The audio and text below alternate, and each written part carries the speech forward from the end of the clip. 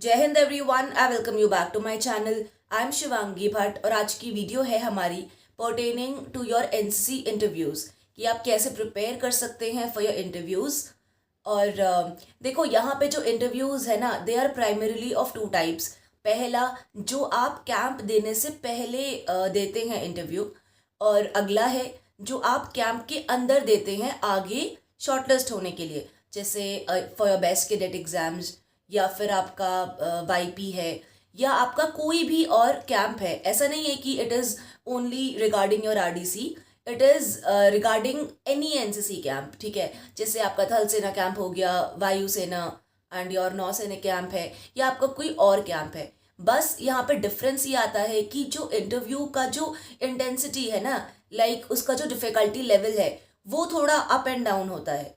Like जैसे आपका, अगर आप कैंप में सिलेक्शन देने के लिए इंटरव्यू दे रहे हो तो ऑब्वियसली जो वो क्वेश्चंस पुट अप करेंगे वो काफ़ी इजी होंगे, पर्सनल क्वेश्चंस होंगे, आपका एक ओवरव्यू लेने के लिए कि आप मतलब आपकी पर्सनालिटी किस टाइप की है, कैसे आपकी कम्युनिकेशन स्किल्स हैं, आपकी इंग्लिश कैसी है, मतलब एक ना बहुत बेसिक ओवरव्यू लेते हैं। लेकिन जैसे जैसे आप कैंप के अंदर सेलेक्ट हो जाते हो और आप आगे कॉम्पिटिशन्स में जाते हो, जैसे अगर आप अपने डायरेक्टरेट से सिलेक्ट हो गए हो एज द बेस्ट कैडेट और आपको आगे डीजी लेवल में compete करना है, तो ऑब्वियसली जो डिफ़िकल्टी लेवल है वो डेफिनेटली ज़्यादा होगा दैन जो आपने इंटरव्यूज़ पहले दे रखे हैं। तो अब हम आते हैं अपने नेक्स्ट पॉइंट पे। देखिए, काफ़ी सारे बच्चे ऐसे होते हैं जिन्होंने पहले इंटरव्यू दिए होते हैं, काफ़ी ऐसे होते हैं जिन्होंने नहीं दिए होते हैं। तो ऑब्वियसली आज की जो वीडियो है इससे आपको एक बेसिक ओवरव्यू मिल जाएगा कि क्या एक इंटरव्यू, मतलब क्या एक जो आपका जो डेफिनेटली आपके हायर रैंक अथॉरिटीज़ होते हैं, है ना, इन डिफेंस, तो वो आपसे कैसे आंसर्स एक्सपेक्ट करते हैं, क्या उनके क्वेश्चंस होते हैं एंड थिंग्स लाइक दैट। तो आई गेस हमें स्टार्ट करना चाहिए। Okay, so moving on to the very first thing which is कि आपके जो इंटरव्यूअर हैं, जो आपका इंटरव्यू ले रहे हैं, उनका मतलब वो आपसे क्या एक्सपेक्ट करते हैं। ठीक है, जैसे हम कहते हैं ना कि आप कोई क्वेश्चन आंसर लिखते हो तो ऑब्वियसली जो एग्जामिनर है, जो आपके आंसर शीट्स चेक कर रहा है ना, वो किस टाइप के आंसर्स प्रेफर करेगा। ऑब्वियसली जो आपका पॉइंट्स में लिखा है, नीट हैंड राइटिंग है एंड थिंग्स लाइक दैट, तो वही चीज़ है कि हम कोई भी चीज़ को ना तब एनालाइज कर पाते हैं जब हम उसका ऑपोजिट देखते हैं। जैसे कि आपका इंटरव्यूअर आपसे क्या एक्सपेक्ट करता है, अगर आप उन पॉइंट्स पे वर्क करो, डेफिनेटली आपकी जो कम्युनिकेशन स्किल्स हैं वो आपकी बेटर होंगी।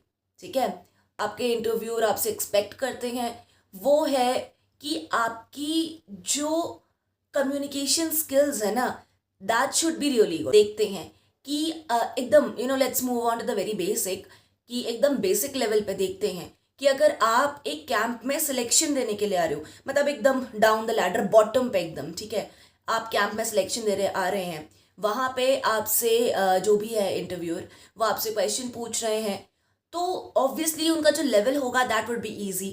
वो आपसे एक्सपेक्ट करेंगे कि आपकी कम्युनिकेशन स्किल्स अच्छी हो, आप कैसे अपने आप को पुट अप करते हैं, आप कैसे अपने आप को होल्ड करते हैं, है ना, मतलब वो चीज़ एडिक्वेट होनी चाहिए। जैसे आपने देखा होगा काफ़ी सारे बच्चे ऐसे होते हैं जो बहुत चटक चलने की कोशिश करते हैं, या अगर हम कहें तो वो ओवर कॉन्फिडेंट या ओवर स्मार्टनेस दिखाते हैं। ठीक है, और कुछ ऐसे होते हैं जो एकदम ही अंडर कॉन्फिडेंस होते हैं, मतलब बोल नहीं पाते हैं, है ना, वो उन्हें समझ ही नहीं आता है, ब्लैंक हो जाते हैं। ठीक है, तो ये दोनों के दोनों एक्सट्रीम सिचुएशंस है। आपको क्या करना है, you have to be very normal, right. जैसे अगर आप वहां पे गए हैं, वो आपसे क्वेश्चंस पूछ रहे हैं, आपको कोई चीज़ का आंसर नहीं पता, बी वेरी ऑनेस्ट कि सर आई डोंट नो, अब मुझे इसका आंसर नहीं पता है, क्योंकि ये चीज़ बहुत नॉर्मल है। जैसे आपने सुना होगा कि एसएसबी में कहते हैं कि यार बी योर सेल्फ, तो वही वाली चीज़ यहाँ एप्लीकेबल है कि बी योर सेल्फ। अगर आपसे उन्होंने आपकी क्वालिफिकेशंस पूछी हैं, आपकी अचीवमेंट्स पूछी हैं, तो आपकी जो अचीवमेंट्स हैं, you be very honest with it. Like I am sorry, like मैंने अपने इंटरव्यू में, लाइक मेरा जो इंटरव्यू था जब मैं एकदम स्टार्टिंग में देने जा रही थी आरडीसी में, तो उसमें I would tell you one thing कि वहाँ पे ना एक फॉर्म भरवाया था। उसमें था कि आपने इससे पहले कोई कैंप्स करे हैं या आपकी कोई क्वालिफिकेशन है एनसीसी में। तो जिसका जो था उन्होंने भर दिया। देयर वॉज अ गर्ल, तो उसने क्या किया, उसने मतलब उसने इतनी डिटेल में भर दिया। मैंने एनएससी कैडर 1 करा है, 2 करा है, 3 करा है, 4 करा है, अच्छा सीएटीसी 1 करा है अटेंड और 2 भी अटेंड करा है। लाइक गेटिंग इट, मतलब सिर्फ उस चीज़ को एक्सटेंड करना। अगर आपने एनएससी करा है तो आप सिंपल मेंशन करिए कि मैंने एनएससी करा है ना। देखो मैं यहाँ पे ना कोई एक्सटेंड नहीं कर रही हूँ, बस मैं आपको ये चीज़ समझाने की कोशिश कर रही हूँ ताकि आप मतलब उस चीज़ को दोहराए नहीं। अगली चीज़ आती है, जैसे आप अंदर जाते हैं रूम में, फाइन, तो सबसे पहली चीज़ है आपका कि आप कैसे अपने आप को होल्ड करते हो। तो डेफिनेटली आपका जो टर्न आउट है, हर चीज़ है, that should be really good. जैसे आप गेट पे खड़े हो तो आस्क इट, सर और ma'am may I come in, can I have a seat. एक बहुत नॉर्मल क्वेश्चन, ठीक है, नॉर्मल क्वेश्चन, लाइक बहुत कॉमन क्वेश्चन जो 99% बच्चों के सर में पड़ता ही है, is that tell me about yourself. और ये जो tell me about yourself question है ना, ये सिर्फ एनसीसी के ही इंटरव्यूज में नहीं बल्कि बहुत कॉमनली ऑलमोस्ट हर इंटरव्यू में पूछा जाता है। क्योंकि ये चीज़ तो ऑब्वियस है कि जो इंटरव्यूअर है वो आपके बारे में आपसे जानना चाहता है कि अपने बारे में कुछ बताओ, और ऑब्वियसली अपने बारे में आप कुछ बताएंगे तो it should be really short and crisp. ये नहीं कि आपने पूरी अपना इतिहास कहानी बता दी इतनी, और ऐसा भी नहीं है कि आप मेन मेन चीज़ें बताना भूल जाओ। जैसे कि आप क्या बता सकते हैं इंटरव्यू में, ये चीज़ें इंक्लूड करनी है अपने tell me about yourself वाला जो पैरा होगा उसके अंदर। सबसे पहली बात अपनी पर्सनल डिटेल्स, अपने बारे में जो भी है, आपका नाम, आपके पेरेंट्स, राइट, ये हो गया। फिर आपकी एकेडमिक डिटेल्स आ गई, आपने कहाँ से अपनी स्कूलिंग करी है, आप ग्रेजुएशन के कौन से ईयर में है। फिर आपकी हो गई फैमिली के बारे में थोड़ा, आपके हॉबीज़ एंड इंटरेस्ट के बारे में, आपकी एनसीसी की आपकी कोई अचीवमेंट है या आपने एनसीसी में कभी पार्टिसिपेट किया है, या इस चीज़ के अलावा मतलब अपार्ट फ्रॉम एनसीसी आपकी कोई और अदर अचीवमेंट है तो वो भी। तो अब लेट मी ओके ठीक है, तो अब मैं आपको एक एग्जांपल के थ्रू समझाऊंगी कि अगर मैं आप लोगों की जगह पे हूँ या मैं इंटरव्यू देने के लिए जा रही हूँ तो क्या मतलब एक general like how I would represent myself. And please don't take it too literal, क्योंकि मुझे एनसीसी छोड़े हुए काफ़ी टाइम हो गया है। एक बहुत आइडिया देते हुए ही आपको मैं बताऊंगी ये सब चीज़ें, ताकि आप इसको ना अपने अपने ताकि आप इसको थोड़ा समझ के इसको इम्प्लीमेंट कर पाएँ। तो देखिए, अगर एक शूट आउट क्वेश्चन आता है कि tell me about yourself, तो सबसे पहली चीज़ होगी कि जय हिंद sir, I am Shivangi Bhatt from 1 Delhi naval unit and I am currently pursuing bachelors in history from Ambedkar college Delhi university, right. फिर अगर आप चाहो तो अपनी स्कूलिंग मेंशन कर सकते हो कि I have completed my schooling from Mater Dei School Tilak Lane, चाहो तो अपना मार्क्स भी बता सकते हो।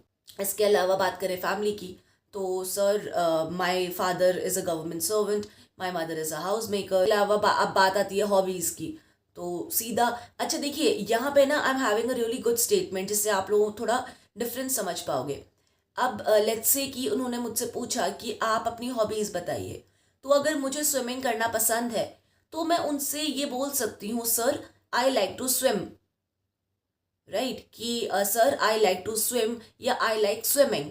अब अगर इसी लाइन को हम थोड़ा कन्वर्ट कर दे तो हम इसको ये भी बोल सकते हैं sir I am a good swimmer.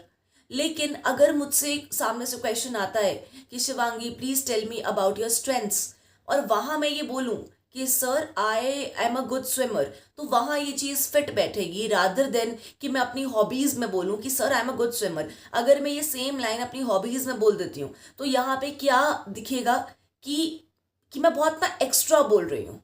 मुझसे पूछा गया है सिंपल मेरी हॉबीज़ और मैं यहाँ पे बता रही हूँ कि मेरा ये मेरा वो वट एवर, ठीक है, तो यहाँ पे ये एक नेगेटिव इंप्रेशन देता है। तो उतना बताओ जितना रिक्वायर्ड है, ओके। ये है। अब क्या है अगला, लेट्स से मैं बोलती हूँ कि सर मुझे बुक्स पढ़ना पसंद है, तो ऑब्वियसली एक क्वेश्चन आता है सामने से कि आप कैसी बुक्स पढ़ते हो, कौन सी बुक्स आपने पढ़ी हैं, इंग्लिश की पढ़ते हो, हिंदी की पढ़ते हो। अच्छा, अगर मैं कहती हूँ हिंदी की, तो मुंशी प्रेमचंद की पढ़ी है कोई किताब, बताओ। ओके, तो यहाँ पे मैं आपको ना बस क्वेश्चंस बताना चाह रही हूँ कि आप जो भी बोलोगे be very very clear with it कि हाँ आप मतलब जो भी बोलोगे ना अपनी हॉबी में आपको उस चीज़ के बारे में पता होना चाहिए। आपने एनसीसी में अचीवमेंट्स पूछते हैं तो आप बोल सकते हो कि yes sir I have achieve Delhi best cadet along with it 2 inter-college best cadets. Then I've represented my squad as squad commander, and we have 1 and 3 colleges. I have done my RD, I have done my INA, I have done my CATC, I have won best cadets in CATC, I have won best drill in CATC, and the camp senior at CATC, and things like that, like whatever they are, है ना. But ये जो चीज़ है वही है कि एक दो लाइन में सम अप कर दो, इसको ज़्यादा वो मत करो. Sir I was the camp senior at this, sir I have done this, sir I have this. तो मतलब वो चीज़ वही है यार कि आप बस उसको अपना एक्सटेंड कर रहे हो, जो एक नेगेटिव इंप्रेशन छोड़ेगा. क्योंकि ऑब्वियसली जो आपका इंटरव्यू ले रहे हैं वो कोई नॉर्मल तो यार है नहीं. ऑब्वियसली वो एक कमीशन्ड ऑफिसर है, उन्होंने भी SSB क्लियर करा है. ओके ये चीज़ मत भूलना. इस चीज़ के अलावा क्या है, आपकी कम्युनिकेशन स्किल्स, आप कैसे कम्युनिकेट करते हो. इसके अंदर आपके यही पॉइंट्स आते हैं कि एक्स्ट्रा मत बोलो, जो आंसर है बस उतना ही बताओ, ज़्यादा मत बोलो. क्योंकि वो आपका ना, जो आप ज़्यादा बोलोगे वो उसी में आपको ट्रैप कर देंगे. फिर एक वो विशियस साइकिल सी बन जाएगी और आप उसी में फंसते चले जाओगे, और लास्ट में आपको पता है रिजल्ट इतना फेवर में नहीं होगा आपके. ओके फिर इस चीज़ के अलावा है अपनी आप इंग्लिश अच्छी रखिएगा. ओके जैसे आप ऑब्वियसली अगर आप इंग्लिश बोलते हैं तो थोड़ा प्रिविलेज मिलेगा आपको. अगर आप बेस्ट कैडेट या YP में जाना चाहते हैं तो कोशिश करिएगा इंग्लिश बोलने की. क्योंकि अगर आप हिंदी बोलते हो, ऐसा नहीं है, आप जिस लैंग्वेज में कंफर्टेबल हो उसमें दो इंटरव्यू, लेकिन अगर आप इंग्लिश में देते हो ना तो थोड़ा आपके पास, तो आपको थोड़ा प्लस मार्क्स मिलते हैं. अगली चीज़ है आपकी GK या आपकी जनरल नॉलेज और आपका सब्जेक्ट की नॉलेज. क्योंकि देखो जब आपकी जो इंटरव्यूअर हैं वो आपसे आपकी पर्सनल डिटेल्स देख लेंगे, जब वो आपसे आपकी पर्सनल इंटरव्यू ले लेंगे, आपकी ये सब चीज़ें देख लेंगे, आपकी स्किल्स देख लेंगे, आपकी इंग्लिश देख लेंगे, एक ओवरऑल आपको असेस कर लेंगे, तब जाके वो कहीं आएंगे आपकी जनरल अवेयरनेस पर. तो फिर वही चीज़ है कि आपको तो भैया वो पढ़ने से ही आएगी, आप जिस हिसाब से पढ़ना स्टार्ट करोगे उस हिसाब से आएगी. और वही मैं बोलूँगी, सबसे पहले अपनी NCC हैंडबुक ख़त्म करना, फिर अपना सर्विस सब्जेक्ट जो है उसे ख़त्म करना. उसके बाद जो आपका 1 साल का करंट अफेयर्स है, पिछले जनवरी या पिछले साल से जो भी है, वहाँ से नॉर्मल दुकान से जाके एक बुक ले आओ और उससे कवर करना उसको. ओके इसके अलावा चीज़ों को थोड़ा लिंक करना सीखो. जैसे कि लेट्स से आप NCC के बारे में पढ़ रहे हो कि NCC आपकी कब फॉर्म हुई, कब गर्ल्स विंग आई, कब नेवी विंग आई, कब एयर विंग आई, जो भी है. अचानक आपके माइंड में क्वेश्चन आता है कि क्या NCC को सेकेंड लाइन ऑफ डिफेंस भी बोलते हैं. तो क्या कभी ऐसी सिचुएशन आई थी जब NCC को मतलब डिप्लॉय करा गया, मतलब आर्मी के साथ या डिफेंस के साथ कभी उनको लिंक करा गया. लेट्स से आपके माइंड में क्वेश्चन आता है, आप सोचते हो अरे यार छोड़ना, इससे मैंने क्या करना है, तू अपना ये पढ़ कि कब गर्ल्स विंग आई, कब ये आई, मतलब ठीक है. तो इंस्टेड ऑफ दैट उसको थोड़ा कनेक्ट करना सीखिए कि अच्छा क्या कभी ऐसा हुआ. फिर आपने थोड़ा गूगल किया, सर्फ किया, तो आपको पता चला कि हाँ जब चाइना वॉर आई तो तब एक्चुअल में जो NCC थी उसने as a second line of defence काफ़ी मतलब सपोर्ट किया था. तो अब आपको क्या है, अब आपको ये चीज़ तो पता ही है कि आपकी कब फॉर्म हुई थी, कौन सी विंग कब आई. इसके साथ में आपको ये भी पता है कि NCC एक सेकेंड लाइन ऑफ डिफेंस है. अब आपको इस चीज़ को सपोर्ट करने के लिए आंसर भी मिल गया है. ठीक है, जैसे कि मान लो आपके इंटरव्यू ने पूछा कि NCC को सेकेंड लाइन ऑफ डिफेंस कहते हैं, ठीक है, आप क्या कुछ बता सकते हो इस चीज़ के बारे में. तो आपके पास एक सपोर्ट में, उसके मतलब सपोज स्टेटमेंट के सपोर्ट में एक आंसर होगा कि हाँ ऐसा कहते हैं. ऐसा क्यों कहते हैं यार, एक्चुअल में NCC ने मतलब सर्व किया है, इंडो चाइना वॉर में सर्व किया है, राइट. तो you are having that support with you. Okay so guys this was all in this video and I hope आप लोगों को थोड़ा समझ में आया होगा. अगर स्टिल कोई दिक्कत है, कोई डाउट है, तो आप नीचे कमेंट सेक्शन में लिख दीजिए, I will try to answer it. And इसके अलावा अगर आप चाहते हैं कि मैं एक इंग्लिश के ऊपर छोटी सीरीज़ लेकर आऊँ ना, तो प्लीज़ आप इसे कमेंट सेक्शन में लिख दीजिए. ऑब्वियसली ये ग्रामेटिकल सीरीज़ नहीं होगी, it will be about your spoken English और tips on how to be confident and how to be and how to present yourself during the interview. Okay लेकिन largely it will focus on the spoken part of the English. तो यही था video में, मिलते हैं अगली video में with a fresh new topic. Till then take care, जय हिंद.